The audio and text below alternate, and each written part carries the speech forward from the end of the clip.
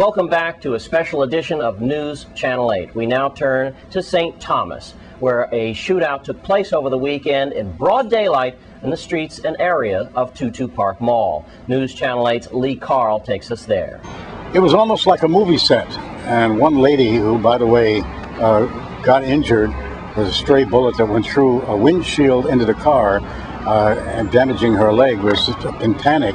She said her daughter was with her, and the daughter said it was like being on a Hollywood set or in a Hollywood movie.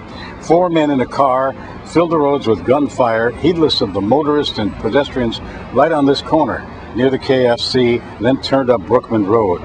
2 persons have been arrested so far in this incident.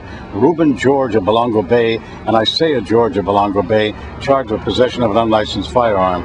But that's not the whole story. As they sped off, gunshots in the Oswald Harris Court area, up through the hills here, out into Four Winds, where we are right now, and apparently fired indiscriminately with what appeared to be a Glock 9, a shotgun, and an AK-47, which the police finally recovered.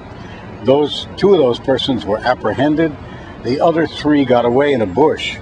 Well, one of them wound up at Seabourn, where he was picked up. He's from St. Croix originally. Was it a retaliation? We don't know. The police are still working on that. But the bail, by the way, much to the chagrin of a lot of people, was set at $10,000. I'm sure we're going to hear more about this. For all the gunfire exchange between the suspects and the police, only one person was wounded, a 37-year-old woman, in a vehicle here at Fort Milner. She was hit in the leg, as we mentioned before. But there's no doubt about it. The governor made it quite clear this cannot continue. Here is his statement. This past Saturday on St. Thomas, we saw swift and dramatic action by our local police that led to the arrest of suspected criminals and the seizure of their weapons. Sadly, the recent events of these last weeks, specifically the outbreak of violent criminal incidents such as we experienced this weekend, have caused us all deep concern that has endangered the lives of innocent people in our territory. I want to commend first the set of officers on the scene. They took decisive action and they acted in order to protect the public at large. I also want to recognize those other law enforcement officers who joined in that search, that chase, and because of their actions led to the capture of the offenders, including one suspect as he tried to get back over to St. Croix. It has become clear that there are those who have chosen to prey on our community with their reckless and senseless violence, especially of late. These include the insane attacks and retaliations by various criminal elements who claim to be defending their wrongdoing or protecting what they view wrongly as their turf. There is no part of our Virgin Islands that will be given over to the criminal element to be what is their turf. Not our housing communities nor our neighborhoods, not our schools where our children go, not our streets that we walk, nor in the stores that we go into.